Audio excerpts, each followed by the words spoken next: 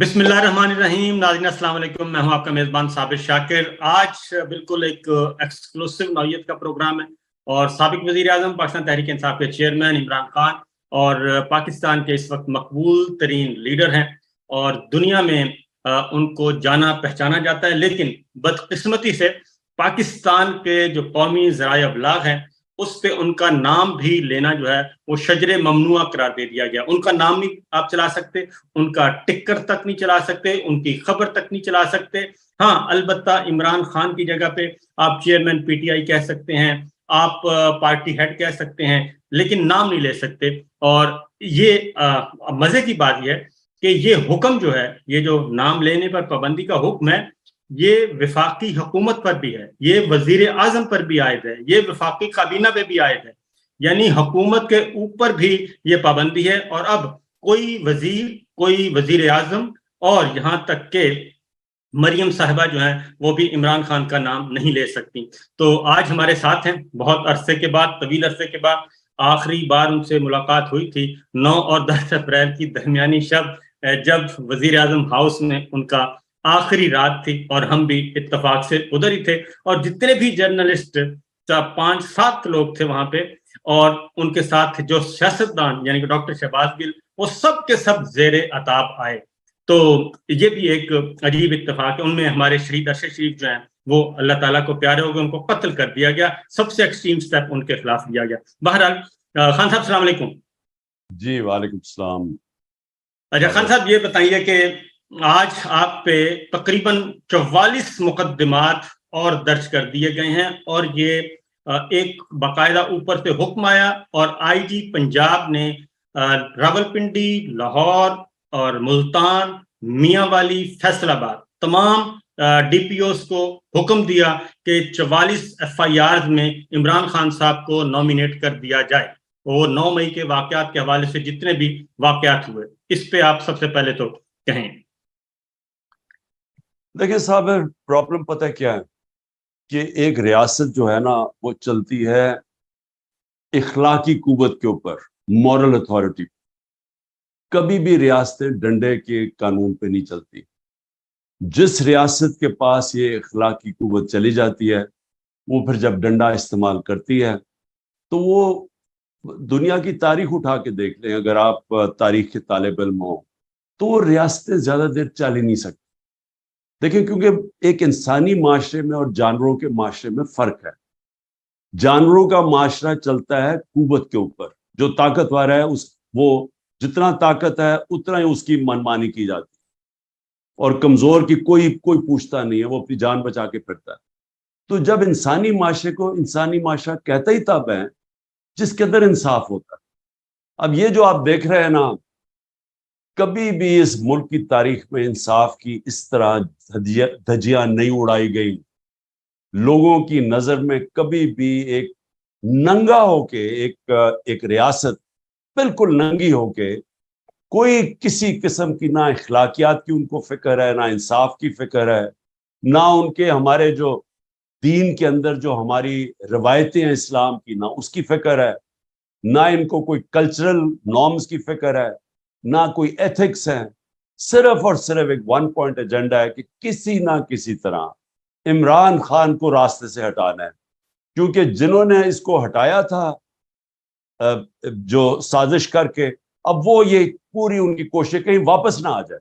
बस वापस ना आने के उसको रास्ता रोकने के लिए सारे मुल्क के इदारे तबाह किए जा रहे हैं। मुल्क की, जिस तरह मैंने कहा, इखलाकियात, हमारी अदलिया, उसके कहने नहीं, उसको बिल्कुल कोने पे लगा दिया। यानी सुप्रीम कोर्ट के फैसले नहीं माने जाते, आइन के फैसले नहीं माने जाते, ऊपर से पुलिस से जो काम करवा रहे हैं वो आप सबके सामने है। घरों में घुस के तोड़ के लूट रहे हैं घर, बच्चों को उठा के लेके जा रहे हैं, औरतों को लेके जा रहे हैं। उससे भी ज्यादा कि अब उन्होंने जियो फेंसिंग किया कि जी तो आपका आगे जियो फेंसिंग में आपका नाम, इतने पैसे दो नहीं तो जेल में डाल। तो बिल्कुल एक मुल्क की इंसाफ की धज्जियां उड़ गई। और आपको सबको पता है कि ये जो इन्होंने अब किया है, इसका मकसद क्या है कि आखिर में इतनी ज्यादा कौन, यानी अगर ये और मिला लिए तो 200 से तो ऊपर मेरे ऊपर केसेस हो गए।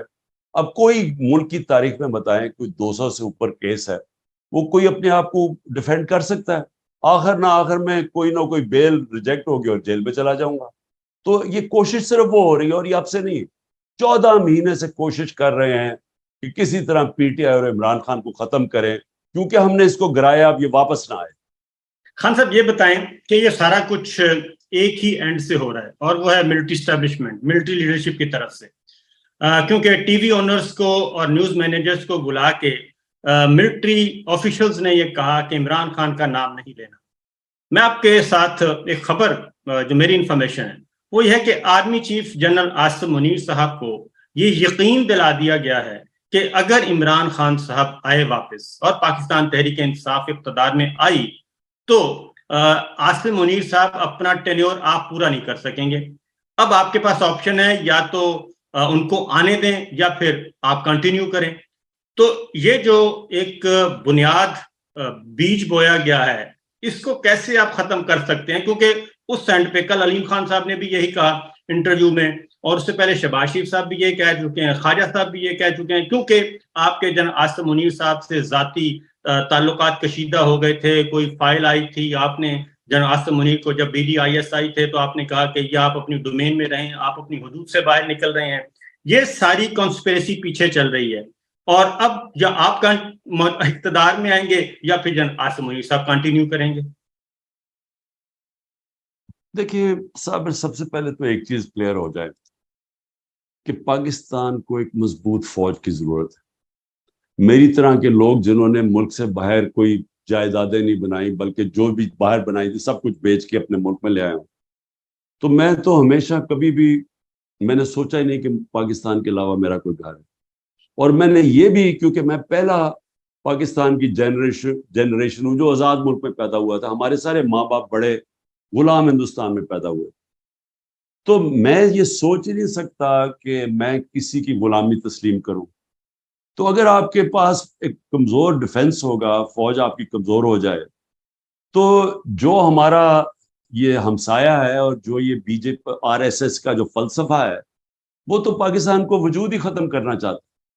تو ہماری تو کوشش, اور میں جب اقتدار میں بھی تھا تو ہمیشہ کوشش کرتا رہا کہ ہمارا ڈیفنس کمپرومائز نہ ہو, تو ہمیں مضبوط فوج کی ضرورت. تو پہلے تو میں یہ کلیئر کر دوں کہ جب بھی کوئی کسی فوج کے کسی آدمی کی تنقید کرتا ہے تو ایک دم اس کو ایک دم کر دیتے جی وہ ملک کے شہدا کے خلاف ہے, وہ ملک کی ڈیفنس کے خلاف ہے, وہ غدار ہے اس ملک کا. میں آج کہہ رہا ہوں کہ جو آج ان کی کالی بھیڑوں جو بیٹھی ہوئی ہیں اس فوج میں, ان کی تنقید نہیں کرتا, وہ ظلم کر رہا ہے اس ملک کے ساتھ, وہ فوج کے ساتھ ظلم کر رہا ہے. اگر میں شوکت خانم کے اندر مجھے یہ پتا چلے کہ میرے کوئی ڈاکٹرز وہاں بیٹھ کے غلط کام کر رہے ہیں, اور میں کہوں کہ نہیں جی, میں اگر ان کو کہوں گا کہ ان کی نشاندہی کروں گا تو میں شوکت خانم کو نقصان پہنچا دوں گا.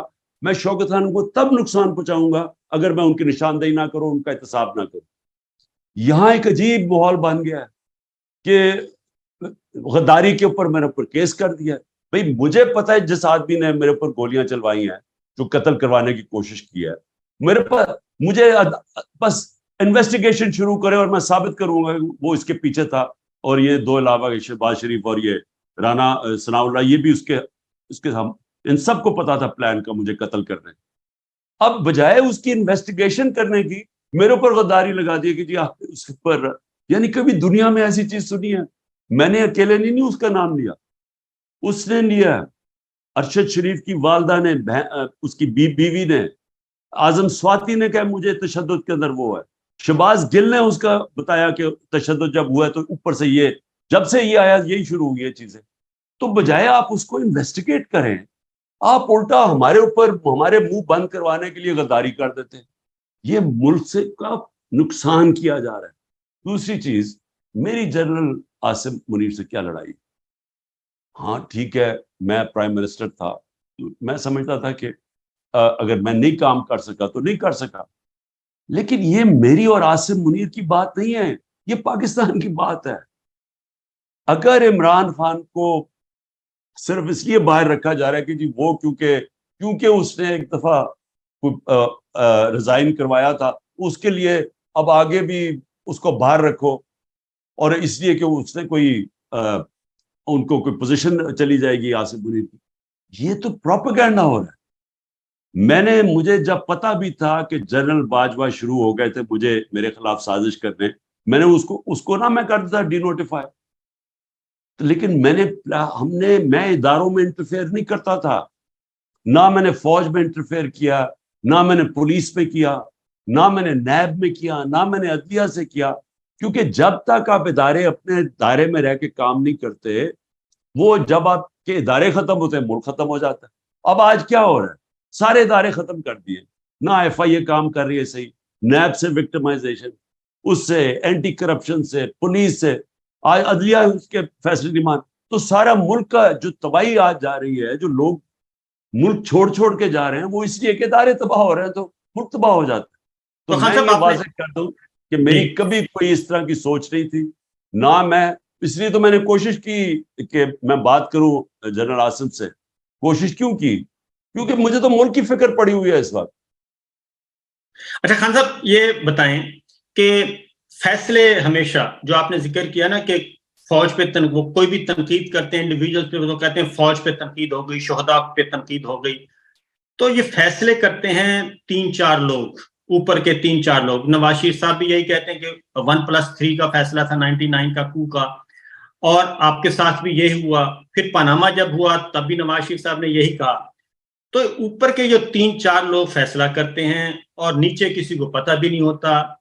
اب باجوہ صاحب نے آپ کو ہٹانے کا جو فیصلہ کیا وہ ڈرائنگ روم میں بیٹھ کے کیا, اس کی کنٹینیوٹی ابھی تک چل رہی ہے, بلکہ ورسٹ کنڈیشن آ گئی ہے.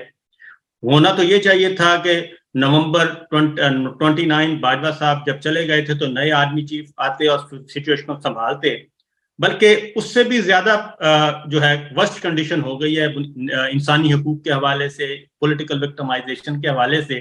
اس کی کیا وجہ سمجھتے ہیں کہ یہ کنٹینیوٹی کیوں ہے آپ کے سلسلے میں؟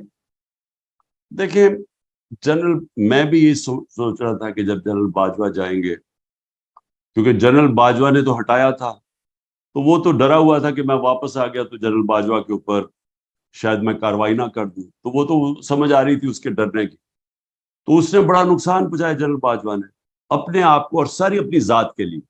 ایکسٹینشن اس نے ہٹایا ابھی شہباز شریف کے ساتھ مل کے اپنی ایکسٹینشن کے لیے, اور یہ بھی جو اس نے کیا, جب پتہ چل گیا کہ پبلک کھڑی ہو گئی ہے, پبلک نہیں چوروں کو تسلیم کر رہی, بڑے بڑے جلسے ہو رہے ہیں, بائی الیکشن ہم جیت رہے ہیں, تو اس نے پھر بجائے ریورس کرنے کے اپنی ذات کی خاطر اس نے ملک کو نقصان پہنچانا شروع کر دیا. وہی لے کے آیا فیصل نصیر کو.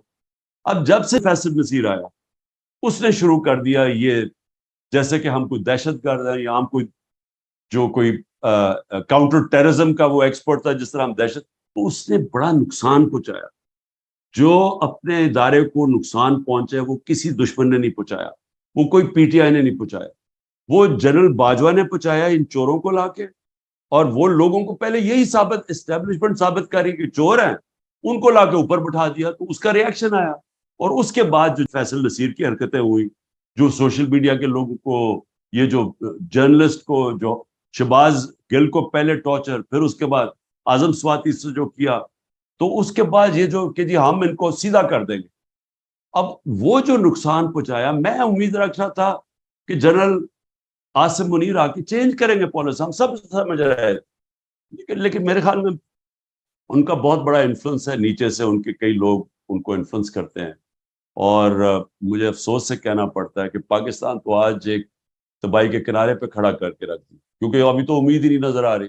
اب تو یہ ہے کہ الیکشن آئیں گے تو یہ سارا جو پلان بن رہا ہے وہ تو یہی بن رہا ہے نا کہ تحریک انصاف کو ختم کر کے ان کو انہی کی بندر بانٹ کروا دو ملک کی, جنہوں نے 30 سال سے ملک کا بیڑا گرک کر رہے ہیں, جن کے ہوتے ہوئے بنگلہ دیش بھی آگے نکل گیا اور ہندوستان بھی آگے نکل گیا 90 کی دہائی میں. نہیں تو پاکستان تو 80 کی دہائی تک سب سے آگے تھا, تو ان کے ہوتے ہوئے تو تباہی ہوئی ہے. تو اب انہیں کو ایک اور چیز میں ذاتی طور پہ بھی میرے علم میں ہے, اگر آپ چاہیں تو شیئر کریں. جنرل عاصم منیر کے آرمی چیف بننے سے پہلے جب تنازع ہو گیا کہ پتہ نہیں آپ اس کو اپوز کریں گے, آپ کے ساتھ بھی کو کامن فرینڈز نے رابطہ کیا کہ عاصم منیر صاحب اگر آرمی چیف بنتے ہیں تو آپ اپوز نہیں کریں گے, تو آپ نے بھی اس کو ویلکم کیا اور کامن فرینڈز نے آپ کو بھی قائل کیا, اور کچھ کو میں جانتا ہوں. تو جیسے ہی یہ کام ہو گیا اس کے بعد وہ کامن فرینڈز کہیں غائب ہو گئے یا کدھر چلے گئے؟ کیونکہ آپ نے ویلکم کیا آرمی چیف کو. دیکھیں جی، میں تو کسی کو جانتا ہی نہیں تھا. میں تو جب یہ پہلے تو چیز پرائم منسٹر بناتا ہے آرمی چیف کو، تو کانسٹیٹیوشنلی تو اس کا رائٹ تھا. دوسری چیز کہ میں تو کسی کو نہیں جانتا تھا. میں نے تو بار بار سٹیٹمنٹس دیے کہ جو بھی میرٹ کے اوپر آتا ہے ہم اس کو ہم مانیں گے، ہم کوئی انٹرفیئر نہیں کریں گے. میں نے تو پہلے آرمی چیف بننے سے پہلے میری سٹیٹمنٹ ساری سن رہے ہیں. اور جب عاصم منیر آئے تو میں نے ان کو میسج پہنچائی. میں نے کہا دیکھو مجھے یہ پتا چلا ہے کہ لنڈن پلان بنا ہوا اور نواز شریف نے آپ سے یہ گارنٹی لیا کہ آپ نے پی ٹی آئی کو ختم کرنا ہے اور مجھے. تو میں نے کہا مجھے یہ میسج ملی ہے، یہ ان کے بننے سے پہلے میں نے وہی جو کامن فرینڈ کی بات کرے اسے میسج پہنچائی. اس نے آگے سے کہا، انہوں نے کہا بالکل فکر نہ کرو، کوئی ایسی چیز نہیں ہو. بہرحال ہم نے تو ویسے بھی روکنا نہیں تھا. تو ڈاکٹر ابری مجھے یہاں ملنے آئے اور ہم نے فیصلہ کیا. ہم نے کہا ٹھیک ہے، ہم اپوز نہیں کریں گے. لیکن مجھے افسوس سے کہنا پڑتا ہے کہ جو اس کے بعد ہوا وہ چھوڑیں کہ عمران خان سے کیا ہوا، میرے گھر پہ یہ جو اٹیک ہوئے اور یہ جو سب کچھ، مجھے دوسری طرف میرے اوپر قتل کا کوشش کی گئی، ایک اور پھر کوشش پلان بنا ہوا تھا. وہ چھوڑے، میں ملک کی بات کر رہا ہوں کہ آج صرف ملک دیکھنے کدھر کھڑا. مجھے صرف یہ بتا دیں کہ یہ ہو سکتا ہے کہ ایک ملک جو 6% کے اوپر 6.1% کے اوپر گرو کر رہا ہو، ورلڈ بینک تعریف کر رہا ہو، وہ IMF تعریف کر رہا ہو کہ پاکستان میں سسٹینیبل گروتھ ہو رہی ہے، معاشی طور پہ آگے جا رہا ہو، اور ایک دم 1 سال کے اندر آج ملک گھٹنوں پہ ہے، بے روزگاری بڑھ گئی ہے. انہوں نے $3 ارب لیا ہے IMF سے اور بڑا خوش ہو رہے ہیں. تو $7 ارب کی ڈالروں کی کمی ہو چکی ہے 1 سال میں. یعنی جو ہم ایکسپورٹس پہ جو نقصان کم، ایکسپورٹس کم ہوئی ہیں اور جو ریمیٹنسز کم ہوئی ہیں، وہ $7 ارب کم ہوا ہے ہمارے دور سے. تو $7 ارب کم ہو کے $3 ارب کا قرضہ لے لیا. یعنی آپ کی دولت سکڑتی جا رہی ہے، آپ کی آمدنی سکڑتی جا رہی ہے اور قرضے بڑھتے جا رہے ہیں اور خوشیاں منا رہے ہیں سارے. تو یہ جو ملک کا حال کیا ہے، کوئی تو اس کا ذمہ دار ہوگا، اور میڈیا کو کنٹرول کر لیا. وہی میڈیا جو شور مچایا کرتا تھا کہ جتنی مہنگائی ہوگی، آج 38% مہنگائی ہے پاکستان میں. ہماری 12%، 12.2 یا 3 پہ سارا میڈیا شور مچایا ہوا تھا کہ تباہ ہو گیا ملک. آج چپ کر کے میڈیا بیٹھا کنٹرول میں آ گیا. آج کوئی بات نہیں کر رہا کہ بے روزگاری کتنی ہے. آج کوئی نہیں بات کر رہا کہ عام آدمی، تنخواہ دار آدمی کا کیا حالات ہے، بجلی کے بل کدھر چلے گئے ہیں، لوڈ شیڈنگ کتنی ہو گئی ہے. یہ سارا میڈیا چپ کر کے بیٹھا ہوا ہے. اچھا خان صاحب، یہ بتائیں کہ میڈیا تو خاموش ہے، وہ تو بہت بڑے بڑے نامور لوگ جو ہیں وہ بھی خاموش ہو گئے ہیں. اگر آپ کے ساتھ پلان یہ ہے، جو ہمارے پاس انفارمیشن ہے، کہ جیسے ہی جسٹس قاضی فائز صاحب آئیں گے، وہ چیف جسٹس آف پاکستان بن جائیں گے، اس کے بعد الیکشن کی ڈیٹ اناؤنس ہو اور الیکشن شیڈول بھی ان کے آنے کے بعد آئے، تاکہ نواز شریف صاحب کی سزائیں، بقول ان کے، یہ PMLN کی ہے کہ نواز شریف صاحب کی سزائیں ختم ہو جائیں گی، ان کی سزائیں ختم ہو کے وہ کوالیفائی کر لیں گے اور آپ کو ڈسکوالیفائی کر دیا جائے گا. اور اس کے لیے جو ماحول بنایا گیا ہے جسٹس قاضی فائز صاحب کے لیے کہ آپ نے ان کے خلاف ریفرنس فائل کیا. آپ اگر پوری بات بتا دیں، کیونکہ مجھے تو پتا ہے لیکن میں چاہتا ہوں آپ پوری بات بتا دیں کہ جسٹس قاضی فائز صاحب کو کے خلاف جب ریفرنس آیا تھا وہ کہاں سے آیا تھا اور وہ کس نے تیار کیا تھا، یہ مجھے بتا دیں، کیونکہ اس وقت DGISI جو تھے وہ کوئی اور تھے. دیکھیں، پہلے تو کیا ہوگا آگے وہ تو اللہ ہی بہتر جانتا ہے. میرا تو فیصلہ یہ ہے کہ میں جب تک زندہ ہوں تو میں تو اپنی مشن کے ساتھ کھڑا ہوں، انصاف کی تحریک کے ساتھ، کہ جب تک اس ملک کو انصاف نہیں ہوتا ویسے ہی ملک کا کوئی مستقبل نہیں. یعنی اگر آپ صرف اکانومی دیکھ لیں نا، تو جب تک اس ملک کے اندر قانون کی حکمرانی نہیں آتی، یا ملک ہمارا ملک صرف کتنی دیر آپ قرضے کس سے اور قرضے لیں گے، قرضے تو بڑھتے جا رہے ہیں. اب یہ جو قرضہ لیا یہ واپس بھی تو کرنا نا اگلے سال، تو کدھر سے کرنا ہے؟ جب آپ کے پاس آمدنی سکڑتی جا رہی ہے تو قرضے کدھر سے واپس کرنی ہے؟ آمدنی تب بڑھے گی جب ملک میں سرمایہ کاری ہو. سرمایہ کاری تب ہوگی جب جو سرمایہ کار ہے اس کو ملک کے انصاف کے نظام کے اوپر اعتماد ہوگا. جب تک سرمایہ کار کبھی سب سے بزدل ہوتا ہے سرمایہ کار، کیونکہ مشکل سے اپنا پیسہ اکٹھا کرتا، تو وہ تو تب تک نہیں کرے گا جب تک اس کو ایک سسٹم پہ اعتماد نہیں ہوگا. یا تو سپریم کورٹ کے فیصلے گورنمنٹ ہی نہیں مانتی. 14 مئی کا الیکشن ہے اور گورنمنٹ کہتی ہے بھاگ جاؤ. اب وہ آ رہے ہیں ملٹری کورٹس کے خلاف، ابھی کیس چل رہا ہے، تو گورنمنٹ کے وزیر کہہ رہے ہیں جی اگر ملٹری کورٹس کے خلاف فیصلہ آیا مانتے نہیں، تو جو سپریم کورٹ کا فیصلہ نہیں مانتے کس نے اپنا پیسہ لے کے آ رہا ہے؟ تو ان کو سمجھ ہی نہیں آ رہی کہ ملک کا جو فیوچر ہے وہ ڈپینڈنٹ ہے گورننس، وہ آئے گی رول آف لا سے. اب آ جائیں جی کہ قاضی فائز صاحب کا ریفرنس. میں قاضی فائز عیسیٰ کو زندگی میں کبھی نہیں ملا. میں جب ابھی نیا پرائم منسٹر بنا تھا، سامنے آ گیا کہ جی ان کی یہ 3 پراپرٹیز ہیں انگلینڈ میں. ابھی نواز شریف کو ڈسکوالیفائی ہوا تھا. میں نے اپنا سارا میرا عدالت پہ وہ لنڈن فلیٹ کا چلا، جو میں نے 10 مہینے کوئی 64 جا کے ثبوت دیے ان کو، کدھر سے آیا پیسہ، خریدا کدھر سے، منی ٹریل دی کہ پیسہ میں وہاں سے بیچ کے حلال کے پیسے پاکستان لے کے آ رہا ہوں، لیکن میں نے پوری ٹریل دی. نواز شریف کے وہ لنڈن کے فلیٹس تھے. اب یہاں آ گیا کہ جی ان کے 3 باہر فلیٹس. کیا اب 3 راستے تھے، 3 ہی راستے تھے نا. یا میں یہ کہہ دیتا کہ جو قانون کے اوپر ہیں تو ہم کچھ نہیں کرتے، اگر وہ آئین میں لکھا ہوتا ہم کچھ بھی نہ کرتے. دوسرا یہ تھا کہ ہم کوئی ایکشن لیتے، وہ ہم نے نہیں لیا. ہم نے وہ کیا جو کہ تیسرا ایکشن تھا کہ جی عدلیہ خود ہی فیصلہ کر لے اس کے اوپر، وہ سپریم جوڈیشل کاؤنسل میں چلا گیا. میں یہ پوچھنا چاہتا ہوں کہ میری جگہ اور کوئی ہوتا تو کیا کرتا؟ اور مجھے لگا ایسے ہے کہ جناب یہ بڑا ایک ان کو برا لگا، لیکن میں تو قاضی فائز عیسیٰ صاحب سے پوچھتا ہوں کہ وہ میری جگہ ہوتے تو کیا کرتے. اگر ان کے سامنے یہ، یا تو آپ کہنا قانون کے اوپر ہے تو آپ کچھ نہ کرتے. اوپر سے لنڈن فلیٹس کے اوپر کہانی بھی آئی ہوئی تھی میری اور نواز شریف، تو میں نے تو وہی کیا کہ آپ عدلیہ ہی فیصلہ کر. لیکن اس سے جہاں تک مجھے خبر ہے کہ ان کو یہ چیز بہت بری لگی، اور اس لیے لوگ یہ سمجھ رہے ہیں کہ جب وہ آئیں گے تو وہ بڑا کوئی انتقام لیں گے میرے سے. لیکن عدلیہ کے اندر تو یہ چیز ہوتی نہیں ہے. جج کی تو پہچان ہوتی ہے اس کی ججمنٹس. میرا اچھا برا کہنا یا کسی کا پبلک، وہ تو ڈپینڈ کرے گا کہ وہ کس طرح کے فیصلے کریں گے، اس کے اوپر ان کا نام اوپر یا نیچے جائے گا. ارے خان صاحب، آتے ہیں اب آپ کی پالیٹکس پارٹی کی طرف. آپ کے یہ مشکل ترین وقت آیا، پہلا مشکل وقت تھا، اور اس میں بہت سارے دودھ پینے والے جو مجنوں ہیں وہ آپ کو چھوڑ کے چلے گئے، اور ایسے ایسے کردار جن کو آپ نے بہت عزت دی، علی زیدی اور گورنر سندھ عمران اسماعیل، وہ چلے گئے، اور سیف اللہ نیازی صاحب چلے گئے. یہ جو لوگ گئے ہیں، ان کے جو چلے گئے ہیں اور کچھ خاموش ہو گئے ہیں. شفقت محمود صاحب خاموش ہیں. ان کا مستقبل کیا ہوگا جب آپ واپس؟ کیا کوئی پالیسی چینج ہو سکتی ہے کہ جناب بس ٹھیک ہے، عام معافی کا اعلان کرتے ہیں، یہ مشکل وقت تھا، چلے گئے، واپس لے لیتے ہیں ان کو؟ دیکھیے صابر، یہ بڑا مشکل اس کا جواب. مشکل جواب کیوں؟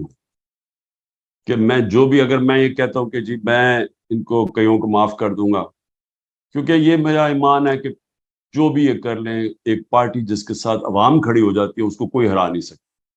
اور یہ دنیا کی تاریخ بھی یہ ثابت کرتی ہے کہ ایک بار قوم کھڑی ہو جاتی ہے ایک طرف، پبلک اوپینین جب جڑ جاتا ہے نا کسی کے ساتھ، تو وہ آپ جو مرضی حربے استعمال کریں، اس نے جیتنا اسی نہیں. تو میرے سے یہ لوگ سوال پوچھتے ہیں کہ اس کا کیا آپ جواب دیں گے یہ اگر وہ واپس آنا چاہیں.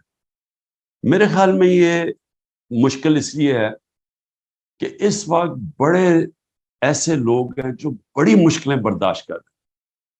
آپ یقین کریں، میں تو ان کو سلام کرتا ہوں کہ جو اس وقت جس طرح کی ان کی فیملیز کے اوپر زور ڈالا ہوا ہے، کئیوں کے بھائی پکڑ لیے ہیں، کئیوں کے بچوں کو انہوں نے پکڑا ہے، بزنسز بند کر دیے ہیں، رشتہ داروں کے گھر چلے گئے ہیں، گھر توڑ دیے ہیں، گھر لوٹے ہیں.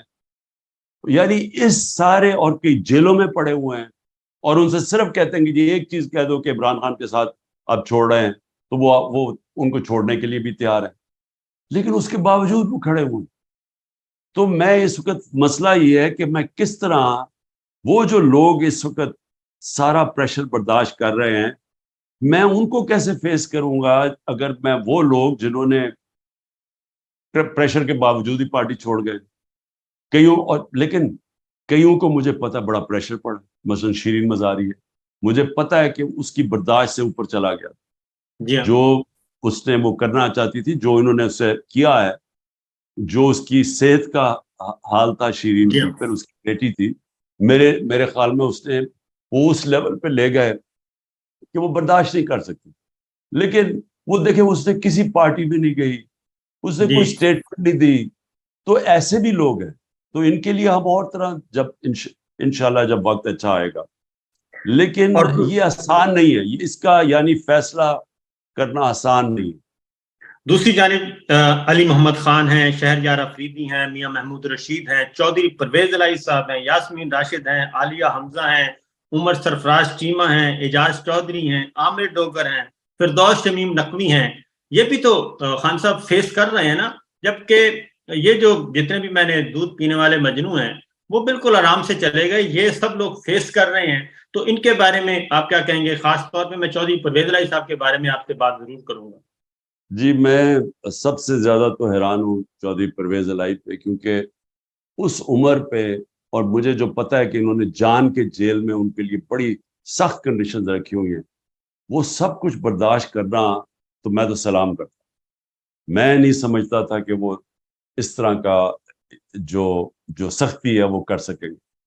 اور پھر جب سارے آپ نے نام لیے، دیکھیں آج شہریار افریدی سے جو کیا، اس کی بیوی کو پکڑ لیا، پھر ایک دوسری جگہ بیوی پکڑنے، اس کو بچوں کے ساتھ پکڑنے کی کوشش کی.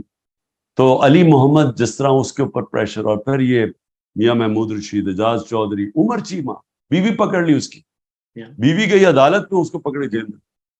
یعنی یہ پہلے تو یہ ہماری ساری روایتوں کے خلاف. اسلام میں جب نبی صلی اللہ علیہ وسلم جنگ پہ جاتے تھے تو یہ تو اپنے ہیں نا، وہ دشمنوں کو کہتے تھے کہ آپ نے ان کی عورتیں، بچے اور بوڑھوں کو کچھ نہیں کہنا، یعنی حکم ہوتا تھا فوج کو.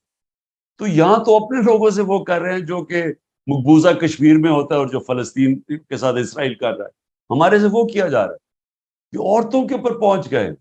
تو یہ ساروں کی بڑی اسپیشل جگہ ہوگی، اور انشاءاللہ پارٹی میں بھی ان کی بڑی اسپیشل جگہ ہوگی انشاءاللہ. اور سر یہ بتائیں کہ سینٹ آپ کے پاس ہے، سینیٹرز موجود ہیں، محسن عزیز صاحب ہمیں کافی ایکٹیو نظر آتے ہیں، شہزاد وسیم بھی ہیں.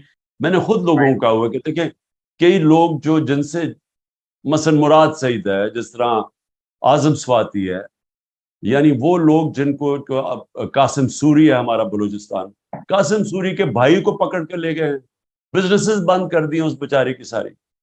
ایک بھائی کو لے گئے، دوسرا بھائی بھاگا ہوا ہے.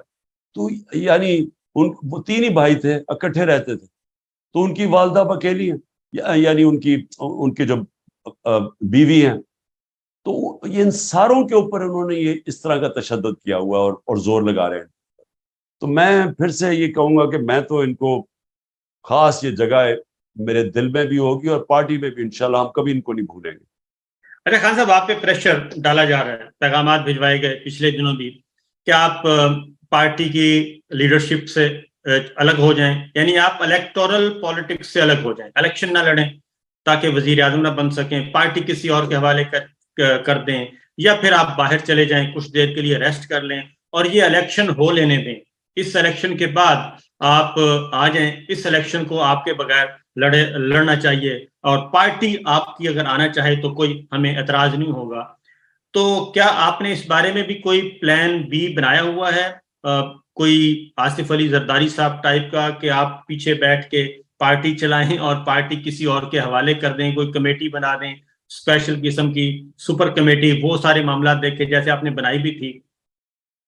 دیکھیں آصف علی زرداری یا نواز شریف، یہ کوئی پالیٹکس میں کسی بڑے مقصد کے لیے نہیں آئے، یہ پیسے بنانے ہیں. ان کا اگر پیسہ بنتا رہے گا، ان کو کیا فرق پڑتا ہے؟ پیچھے پریزیڈنٹ بن جائے گا، اوپر بیٹھ کے پریزیڈنٹ بن کے 50 دفعہ دبئی کی نجی وزٹس پہ جا رہے ہیں. وہ نواز شریف پرائم منسٹر بن کے 22 دفعہ لنڈن پرائیویٹ وزٹس پہ گیا ہے. میرے بچے تھے وہاں، میں 3.5 سال پرائم منسٹر، میرے بچے وہاں انگلینڈ میں، 2 دفعہ مجھے دعوت ملی انگلینڈ میں جانے کے لیے پرائم منسٹر. اس پہ آپ پہ بہت اعتراض ہوتا ہے، آپ پہ بہت زیادہ تنقید ہو رہی ہے کہ آپ نے یہ انویٹیشن کیوں نہیں قبول کیا. پہلی دفعہ پہلی دفعہ انویٹیشن اس لیے قبول نہیں کیا کیونکہ وہاں بریکسٹ کا ایشو بنا ہوا تھا. وہ ٹریزا میں ان کی پرائم منسٹر تھی اور ان کو بہت بڑا کرائسس آیا, تو مجھے دعوت تو دی, لیکن میں نے سوچا کہ وہاں تو ٹرانزٹ ہو رہی ہے گورنمنٹ, تو جب آپ باہر جاتے ہیں ملک سے آپ بڑا پیسہ خرچ کرتے ہیں, آپ کا جو سارا جو ٹرپ ہوتی ہے آپ ملک کے ڈالرز خرچ کرتے ہیں. تو میں تو ٹرپ تب کرتا تھا جب مجھے ہو کہ میرے ملک کو فائدہ ہے, تو مجھے اس پہلے ٹرپ سے کوئی فائدہ نہیں نظر آیا. دوسری جو ٹرپ تھی وہ میں نے جانا ضرور تھا, بورس جانسن نے خاص مجھے بلایا, لیکن میں اس لیے نہیں گیا کہ یہاں ایک وہ ہو گیا ٹی ایل پی کا کوئی ان کا مارچ ہو رہی تھی اسلام آباد میں, وہ پولیس والوں کو پولیس والے انجرڈ تھے اس کے اندر, وہ بڑا ہو رہا تھا, اسلام آباد آ رہے تھے. تو جب ملک میں کرائسس ہو میں کیسے چھوڑ کے ملک باہر جا سکتا ہوں. تو میں کہنے کا میرا مقصد یہ ہے کہ مجھے تو ٹائم نہیں ملا نجی دورے کرنے کا, جو نواز شریف 22 دفعہ لندن چلا گیا. تو ان کے مقصد اور ہیں پاور میں آنے. میں اس لیے نہیں پاور میں آیا کہ میں کوئی پاور پالیٹکس کر کے تو اچھا جی میں پیچھے بیٹھ جاتا ہوں پھر مجھے باری مل جائے گی. میرے لیے تو یہ جہاد ہے, یہ حقیقی آزادی کی جہاد ہے جو 27 سال پہلے شروع کی تھی کہ انصاف کے ساتھ آزادی آتی ہے, اور وہ ایک پورا ایک مشن ہے.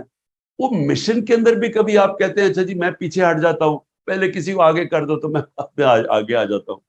کبھی سوچا ہے کہ کسی دنیا میں جمہوریت میں ایسے ہوتا ہے کہ کوئی لیڈ کر رہا ہے ایک موومنٹ اور وہ اگلے کہنے جی ہمیں آپ پسند نہیں ہے تو آپ فلانے کو لے آئیں؟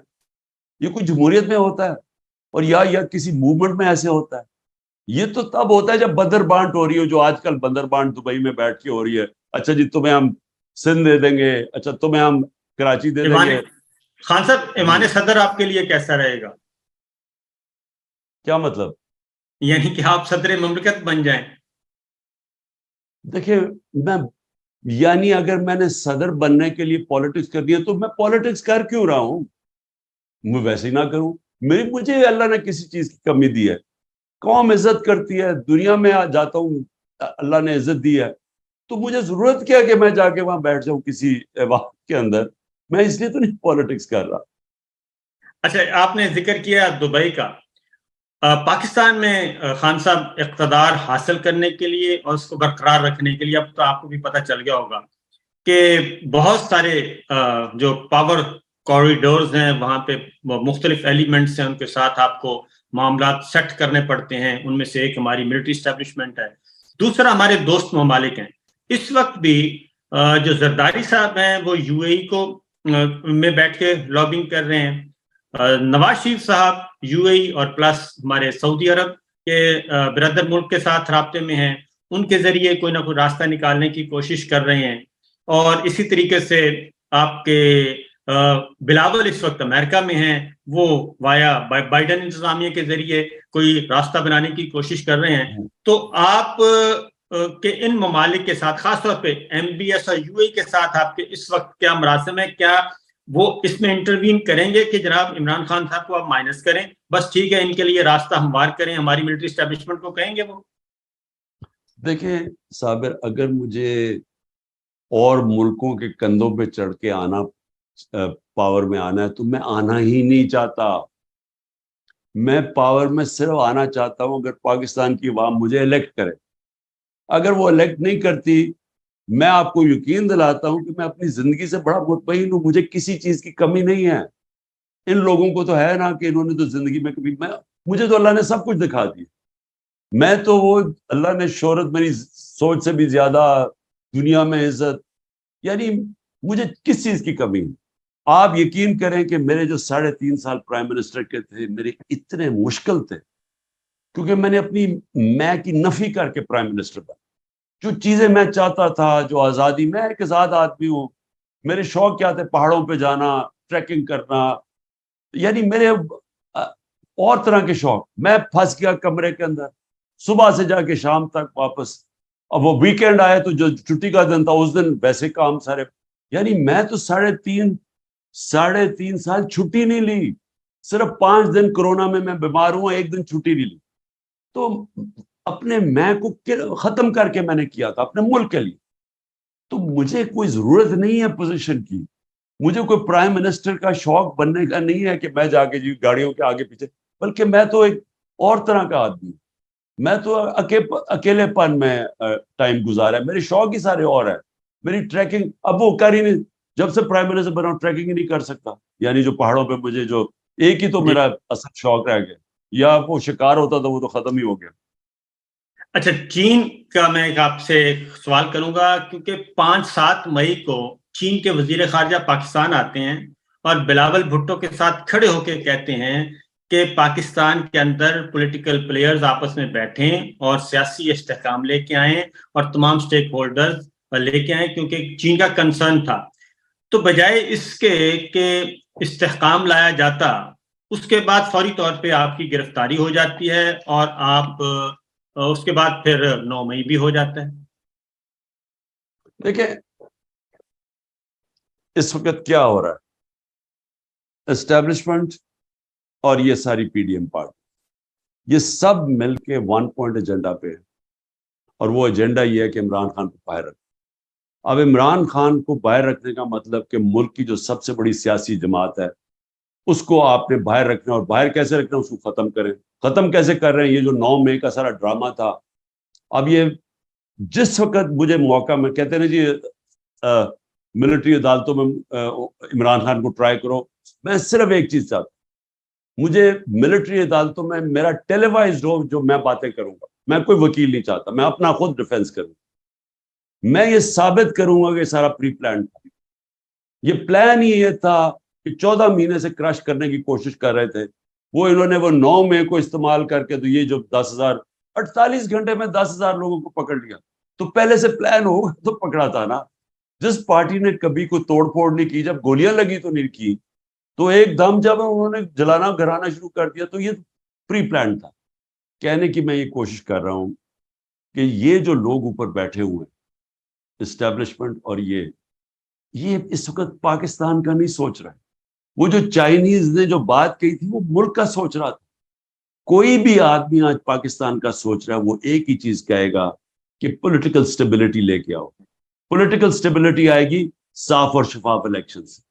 اگر آپ صاف اور شفاف الیکشن نہیں کروائیں گے، جو بھی یہ حربے استعمال کر رہے ہیں، جو بندر بانٹ کر رہے ہیں، یہ ملک کو تباہی کی طرف لے کے جا رہے ہیں. دیکھیں ملک کو چاہیے بڑی سخت ریفارمز. کوئی بھی ریفارم نہیں کر سکتا جب تک پبلک اس کے ساتھ نہ کھڑی ہو. جب آپ ایک پبلک مینڈیٹ لے کے آئیں گے پھر ہی آپ ریفارمز کر سکتے ہیں. یہ 14 مہینے میں نے ملک کا تو جو ملک سے کیا کوئی دشمن بھی نہ کرے، تو اب انہی کو کہیں گے کہ یہ پھر سے ریفارمز کریں گے. یہ کیسے کریں گے؟ اور کوئی اور یہ سمجھ رہے جی ٹیکنوکریٹک سیٹ اپ آگے کرے گا. آج تک کسی ٹیکنوکریٹک سیٹ اپ نے آگے کوئی ملک ٹھیک کیا؟ ملک ٹھیک مہاتر نے کیا، ملیشیا مہاتر نے بدلا. اس کے بعد جو سنگاپور تھا وہ لی کوان یو نے ایک پرائم منسٹر نے پبلک مینڈیٹ سے بدلا. جو بھی ملک بدلے جاتے ہیں وہ پبلک کی پاور ہوتی ہے، پھر پبلک ساتھ ہوتی ہے اصلاحات کے لیے، اور پھر ایک قوم بنتی ہے. یہ تو الٹا جا رہے ہیں.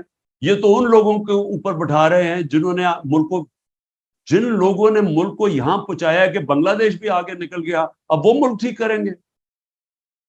شہید ارشد شریف اور عمران ریاض یہ بھی صرف اس وجہ سے زیر عتاب ہیں، اور باقی بھی جرنلسٹ ڈاکٹر معید ہیں، شاہین سے بھائی ہیں، وجاد سعید خان ہیں، میں خود ہوں. تو یہ خان صاحب اس پہ آپ کیا کہیں گے کہ میڈیا سارا کے سارا میڈیا آرام سے قبول کر لیا؟ انہوں نے 1-2 آفیسرز نے بلایا، ان کو کہا شٹ اپ، آج کے بعد اس سے آگے نہیں بڑھنا اور عمران خان کا نام نہیں لینا، اور انہوں نے کہا ٹھیک ہے. دیکھیں صاحب، یہ اور آخری میرا سوال، کیونکہ میرے لوگ انتظار کر رہے ہیں، سنو میری بات. دیکھو بدقسمتی سے میڈیا اونرز کے بزنس انٹرسٹ ہے، اور وہ بزنس انٹرسٹ اور میڈیا کو ساتھ ساتھ چلاتے ہیں. اب میں ایک نے پوری ایک چینل خرید لی ہے، اور اس کے پاس وہ جو اس کی بزنس ہے وہ 2 نمبر بزنس ہے، تو وہ چینل کو استعمال کرتے ہیں بلیک میل کرنے کے لیے. تو یہ یاد رکھیں کہ یہ جو سارا مجھے درس دیتے تھے آزادی رائے کے، اور ہم حالانکہ وہ کوشش کر رہے تھے کہ ریسپانسبل جرنلزم ہو، فیک نیوز کے اگینسٹ. میرے اگینسٹ ہر قسم کی نیوز، فیک نیوز نکلاتی تھی، منسٹرز کے اگینسٹ نکلاتی تھی جو مغرب میں ہیں، کہ آپ کی ذمہ داری بھی، آپ اگر کسی کو کسی کو اس کی ریپوٹیشن کو نقصان پہنچائیں گے, کسی کو ذلیل کریں گے, تو اس کے پاس ہونا چاہیے رائٹ کہ اپنے آپ کو ڈیفینڈ کرے, اور لائبل لاز ہیں. لیکن ہمارے اگینسٹ پوری کیمپین چلی کہ ہم نے پتہ نہیں کیا کیا کیا اور میڈیا کو بند کرنے کی کوشش کی. اب کیا ہوا؟ انہوں نے سیدھی طرح حکم کیا ہے میڈیا اونرز کو کہ تم اگر یہ لائن پہ نہیں چلو گے ہم تمہیں یہ کر دیں گے. اور ان میں سے کئی میڈیا اونرز نے بڑی کوشش کی اپنی آزادی رائے رکھنے کی, میں داد دیتا ہوں ان کو. لیکن کئی پہلے میں سلام کر کے تو جناب سیدھا جا کے وہ شروع ہو گیا, اور کئی پہلے ہی ان کے ساتھ تھے. تو ہوا کیا؟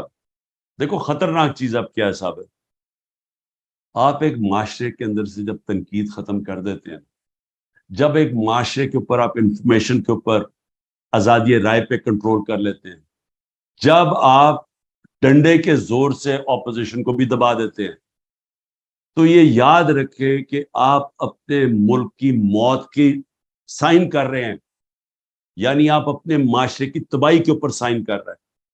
اور اگر آپ نے تاریخ دیکھنی ہے تو صرف زیادہ دور نہ جائیں, ایسٹ اور west Germany second world war کے بعد علیحدہ ہو گئے, ایک میں یہی حرکتیں جو آج ہو رہی ہیں پاکستان میں ایسٹ جرمنی میں شروع ہو گئی, ویسٹ جرمنی آزاد ہو گیا, آزادی رائے ڈیموکریسی آ گئی. 50 سال کے بعد ویسٹ جرمنی اوپر چلا گیا, ایسٹ جرمنی نیچے چلا گیا. ایسٹ اور ویسٹ یورپ وہی یورپینز تھے, آدھوں کے اندر آزادی آ گئی, جمہوریت اور تنقید آ گئی, پارلیمنٹ آ گئی, آزادی رائے آ گئی, آزاد میڈیا آ گیا, اور دوسری طرف انہوں نے بند کر دیا جو آج پاکستان میں ہے. ویسٹ جرمنی ویسٹ یورپ اوپر چلا گیا, ایسٹ یورپ نیچے چلا گیا. ساؤتھ اور نارتھ کوریا کے اندر یہ حرکتیں جو آج پاکستان میں ہیں, ساؤتھ کوریا کے اندر انہوں نے ڈیموکریسی, ساؤتھ کوریا اوپر چلا گیا, نارتھ پیچھے رہ گیا, آج بھوکے مر رہے ہیں لوگ. اور وہی لوگ ہیں. کہنے کا میرا مقصد یہ دنیا کا ایکسپیرئنس کہ ہمارے نبی صلی اللہ علیہ وسلم نے لوگوں کو آزاد کیا تھا مدینہ کی ریاست میں. فرعون کا جب کہا جاتا ہے قرآن کے اندر تو اس نے لوگوں کو غلام بنایا تھا. انہوں نے آزاد کر کے دنیا کا سب سے عظیم سویلائزیشن بنایا. دنیا کے مسلمانوں نے امامت کی, مدینہ میں انہوں نے انسانوں کو آزاد کیا, انصاف دے کے, حقوق دے کے, انہوں نے اندرونی طور پہ آزاد کیا لا الہ الا اللہ سے. وہ لوگ دنیا کی امامت کی اقبال کے شاہین بن گئے. اور وہی جو فرعون کا قرآن میں جب دیتے ہیں ذکر, وہ غلام بناتا تھا. لا الہ الا اللہ انسانوں کو انسانوں کی غلامی سے آزاد کرتا ہے, اور آزاد انسان ہی اوپر جاتے ہیں.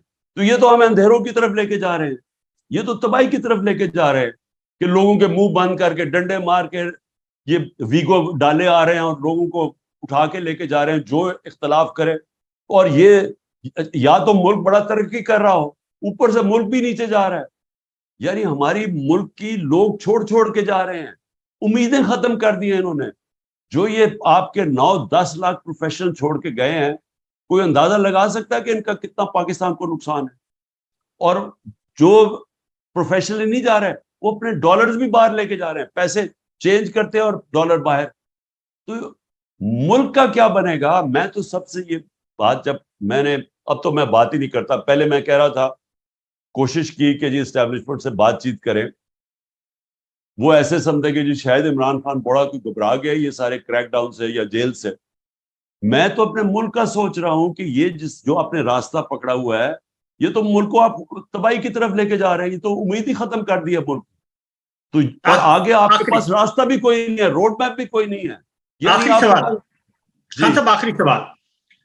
آپ دوبارہ برسر اقتدار آتے ہیں, پہلا جو ٹینور ہے, کیا وہ غلطیاں آپ دوبارہ ریپیٹ کریں گے؟ For example, army chief general Bajwa صاحب تھے, ان کو آپ کے پرنسپل سیکرٹری پسند نہیں تھے, ان کو آپ کے وزیر اعلیٰ پنجاب پسند نہیں تھے, ان کو آپ کے وزیر اعلیٰ خیبر پختونخوا پسند نہیں تھے, ان کو آپ کے وزیر خزانہ پسند نہیں تھے, ان کو آپ کے وزیر داخلہ پسند نہیں تھے.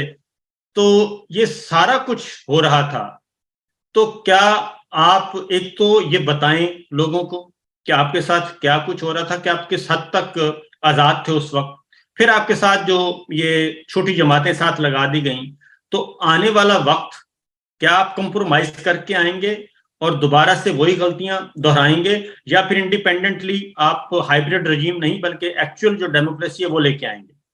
دیکھیں جی, پہلے فیصلہ کر لیں کہ پاکستان کو اس دلدل میں سے نکالنا یا نہیں نکالنا, یا ہم نے یہی بندر بانٹ کر دی. یہ بندر بانٹ ہی کر رہے ہیں نا, یہ جو اب دبئی میں ہو رہے ہیں بندر بانٹ ہو رہی ہے کہ آپ کو یہ ہوگا, یہ ہوگا, یہ شیئر آپ کا, یہ شیئر آپ کا, اور کیا ہو رہا ہے؟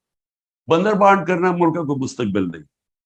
اس ملک کی اصلاحات کر رہی ہیں, بڑے فیصلے کر رہے ہیں, وہ پبلک مینڈیٹ سے ہوں گے, اور وہ تب ہوں گے جب کہ ایک کلیئر فیصلہ ہو کہ کیا ملک میں آپ نے قانون کی حکمرانی قائم کرنی ہے یا نہیں کرنی, یا آپ نے ایک لوگوں کو کہہ دینا ہے کہ جی آپ ملک میں قانون سے اوپر ہیں, آپ جو مرضی کریں, چوری کریں تو آپ کو NRO مل جائے گا, آپ جو مرضی رات کو لوگوں کے گھروں کے توڑ کے اندر گھس جائیں, لیکن کیونکہ آپ طاقتور ہیں آپ ایکس پرائم منسٹر کو بھی قتل کرنے کی کوشش کریں تو آپ کے FIR نہیں کٹے گی. اگر تو یہ ملک چلانا ہے, آج میرے سے صابر سن لو, ملک کا کوئی مستقبل نہیں رہا. یہ ملک بڑی تیزی سے ہی ہمیں نیچے لے کے جا رہے ہیں, اور مجھے افسوس سے کہنا پڑتا ہے جس تیزی سے ہندوستان اوپر جا رہا ہے, خطرہ یہ ہے کہ وہ ملک تیزی سے اوپر جا رہا ہے جو ابھی امریکہ سے ڈیل کر کے آیا ہے, وہ نریندر مودی, جب اس نے تکبر میں کہا کہ جی پاکستان کو تو بھول ہی جاؤ, اپنے ہی بوجھ میں مرنے والا ہے. تو وہ ٹھیک کہہ رہا ہے کہ اگر ہم نے اسی طرح چلتے رہے ہم گئے. دوسری طرف یہ کہ دیکھیں پرائم منسٹر جس کو آپ ذمہ داری دیتے ہیں, جو پبلک سے مینڈیٹ لے کے آتا ہے, اتھارٹی اس کی ہوتی ہے. جنرل باجوہ کون ہوتا ہے کہنے والا کہ جی مجھے تمہارا پرنسپل سیکرٹری نہیں فلانا نہیں پسند تو CM نہیں پسند, بھی مینڈیٹ تو میں لے کے آیا ہوں, مجھے لوگوں نے جج کرنا ہے بعد میں کہ الیکشن میں کہ انہوں نے فیصلہ کرنا ہے کہ میں نے ٹھیک, میرے ملک ٹھیک چلایا یا نہیں. تو جنرل باجوہ اگر اتنے بڑے جینیس تھے تو وہ جو یہ لے کے آئے ہیں 14 مہینے کا یہ جو سیٹ اپ ہے, جنہوں نے ملک کا بیڑا غرق کر کے رکھ دیا ہے, تو وہ مجھے ذرا سمجھائے نا کہ یہ اسحاق ڈار کو سمجھتا تھا بہت بریلینٹ ہے, اور یہ شہباز شریف کو. تو یہی سلیکشن ہوئی نا اس کی کہ وہاں اس گورنمنٹ کو جو 6.21 سے 4% پہ جو گرو کر رہی تھی اس کو ہٹا کے تو ان کو لے کے سارا کچھ ہی ملک کا ایک چیز بتائے کہ انہوں نے بہتر کی ہو. تو اس کا مطلب کہ وہ جو اپنے آپ کو سمجھتا تھا کہ میں سارا, کیونکہ پاور اتنی زیادہ تھی, وہ تکبر میں سمجھتا تھا سب کچھ جانتا ہے. بھئی آخر میں یہ سمجھائے کہ اکانومی پاکستان کی جو ہماری دور میں تھی, کرونا میں کس نے کرونا میں نکالا ہے؟ یہ تو سارے مجھے کہہ رہے تھے ملک کو لاک ڈاؤن کر دو. جنرل باجوہ کا 2 دفعہ ٹیلی فون آیا کہ جی وہ دیکھیں ساری دنیا میں لاک ڈاؤن کیا ہوا ہے, آپ کے اوپر بڑے برا وقت آئے گا اگر یہ پھیل گئی. میں نے فیصلہ کیا تھا روکنے کا کہ میں نہیں کرتا لاک ڈاؤن, غریب مر جائے گا. تو میری ذمہ داری تھی نا. تو اللہ کا کرم ہے کہ دنیا نے ہمیں کہا کہ وہ ملک ہے جس نے سب سے بہترین. امریکہ کا جو فائنینشیل ایڈوائزر تھا ٹرمپ کا, اس نے کہا پاکستان کو اگر ہم فالو کرتے ہیں تو ہم 10 خرب ڈالر بچا سکتے ہیں اپنے ملک کے, جو ہماری پالیسیز تھی. تو پوائنٹ یہ ہے کہ جس کی ذمہ داری ہے, میں کچھ اور کہہ رہا ہوں صابر, ذمہ داری میری ہے, اتھارٹی وہ مجھے کہہ رہا ہے کہ جی وہ اس کو چینج کر دو اور علیم خان کو لے آؤ. میں اس کو سمجھاتا رہا, میں نے کہا مجھے LDA نے پریزنٹیشن دی ہے کہ 200 ارب روپے کی زمین اس نے اس کے اوپر قبضہ کیا ہوا, اس نے فارسٹ کی زمین, LDA نے پریزنٹیشن دی ہے, میں پہنچا رہا ہوں اسے. وہ کہتا نہیں جی اس کو لے آؤ, اس کے لیے کرپشن کوئی بری چیز ہی نہیں تھی. تو دیکھیں یہ غلط ہے کہ آپ یہ چاہیں کہ آپ اگر یہ چاہتے ہیں کہ میں نے ایسا کمپرومائز کر کے آنا ہے کہ ہم صرف میں پرائم منسٹر بن جاؤں تو باقی سب کچھ ٹھیک ہے, میں وہ پرائم منسٹر بننا ہی نہیں چاہتا. اور لاسٹلی ٹائم ختم ہو رہا ہے کہ فارن پالیسی پہ بھی خان صاحب یہی ایشو ہے, فارن پالیسی بھی پرائم منسٹر نہیں ڈیل کرتے. دیکھیں فارن پالیسی میں تو ہمیں کوئی 3 سال تو کوئی مسئلہ نہیں بنا. فارن پالیسی میں تو جو میری فارن پالیسی جو تھی وہ بڑی اسٹریٹ فارورڈ تھی کہ میں تو فارن پالیسی بنا رہا تھا پاکستان کے لیے کہ میری قوم کے لیے بہتری کیا, اور میں سمجھتا ہوں کہ نان الائنڈ فارن پالیسی جو ہندوستان کی ہے ہمیں وہ فالو کرنی چاہیے, ہمیں کوئی کسی کی غلامی نہیں کرنی چاہیے. لیکن آخری 6 مہینے میں جنرل باجوہ کی کوئی اور ویوز ہو گئے تھے, وہ مجھے کچھ سمجھ نہیں آئی کہ ہوا کیا اس کو ایک دم. وہ میں ڈیپ جاؤں گا نہیں, تو آخری 6 مہینے میں اس میں کوئی شک نہیں کہ وہ ایک دم ڈائیورجنس, لیکن 3 سال تک تو کوئی پرابلم نہیں تھا, فارن پالیسی پہ کنسنسس تھا. اوکے جی, تھینک یو صاحب, بہت شکریہ.